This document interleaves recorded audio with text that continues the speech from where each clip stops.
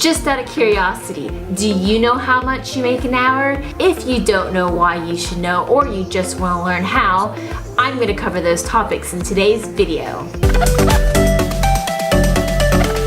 Hey guys, my name is Heather and I want to know, do you know how much you make per hour? If you do or if you don't, I want to know. Let me know down in the comments. And if you're new around here, hit that subscribe button and don't forget to turn on that notification bell. I remember the first time my husband asked me, do you know how much you make an hour? And honestly, at the time, I had no idea. I was working 2 jobs. I was a dog groomer part-time, making commission, and I was running a film business full-time. As a dog groomer, yeah, I made commission, but I also knew on average about how much I made per hour. Yet when it came to my wedding film business, I had no idea how much I was making per hour. The number one benefit to knowing how much you make per hour is knowledge. The first thing you learn is how much you should be charging for X, Y, and Z. Whether it be a doc edit or a highlight film, a trailer, an Instagram film, or a feature film, you know how much you should be charging for those individual things. If someone was to ask you to edit their wedding film for $5 an hour, would you agree? Probably not. But honestly, for someone who's a perfectionist, who sits there and tweaks and makes sure every single itsy bitsy detail is correct, they might just be making $5 an hour if they're not charging accordingly. The next piece of knowledge that you gain is you know what's worth your time and what isn't worth your time. For me personally, I know when it comes to editing a multicultural wedding, especially Indian weddings, for me, I know that it takes me a whole lot longer than it would take me to edit a traditional wedding. So typically, I would either charge more for those, or I would just say, I don't do those. Now, how does that benefit you? Well, if you know something's going to take you a lot longer, you're either going to charge accordingly or you're not going to do it. And if you're not going to be doing it, instead, you're going to be doing something else that's going to take you less time and you're going to be making more money. So now that we know a little bit about the why of tracking time, let's talk a little bit about the how of tracking time. You would be surprised, there are a lot of different apps out there that you could put on your computer and phone that's going to track your time. And you might be surprised about the amount of time that you actually spend doing certain activities. I'm talking about going beyond just editing. Because when you're doing other things, that means you're not editing. And if you're not editing, then you're not finishing your films and you're not making money.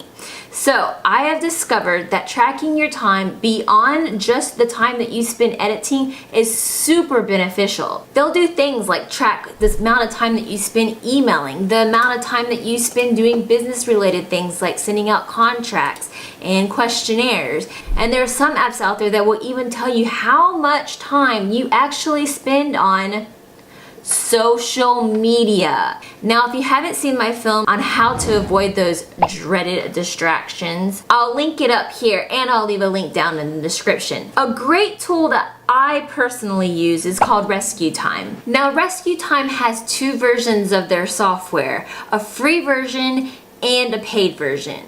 Me personally, I only have experience with the free version, but the paid version gives you a lot more benefits. For today's video, I'm just going to give you a little insight into the free version. So come along and let me show you a little bit. First, let's head on over to the website. Let's go to rescuetime.com. Now, like I said, I have the free version and I've been using it for a while now. So it has everything that I've been doing over the past few weeks or so.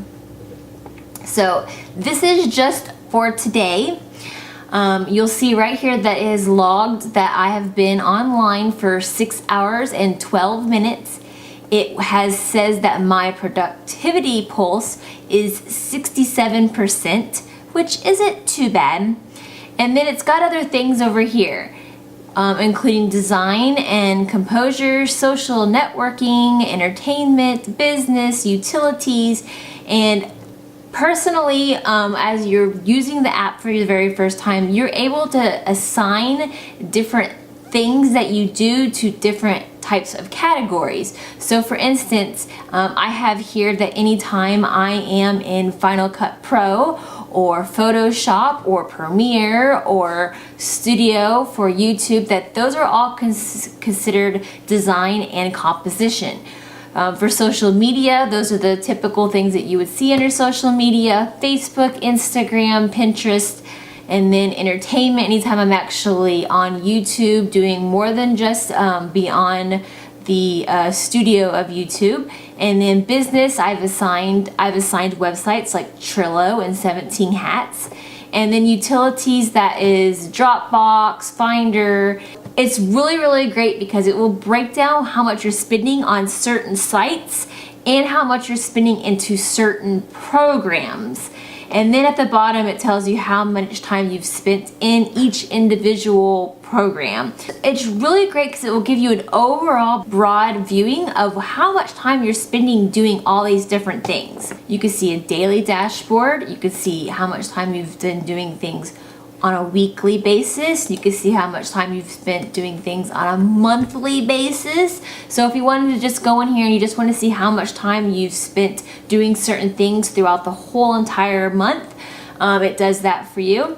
And it also does this on the productivity pulse. It tells you, like, it can compare it from week to week, or it could compare month to month or whatever, so you can know if you're getting better at being more productive or if you're getting worse at being productive. Okay, so underneath here, reports, you got categories, and this is where you'll see different things that you've been doing. You can click on these. The one that I used to visit the most frequently when I first started was uncategorized, because you can click on this and it will pop up the different websites that you haven't assigned, whether it's a productive thing or an unproductive thing. So for here, underneath uncategories, let's say for instance, one of these websites that I have is Sugarleaf Films, which is my actual editing business that I use to edit for other wedding studios. I would change from the uncategorized right here using the edit button to business. You can also assign it whether it's very productive, neutral, distracting, or very distracting.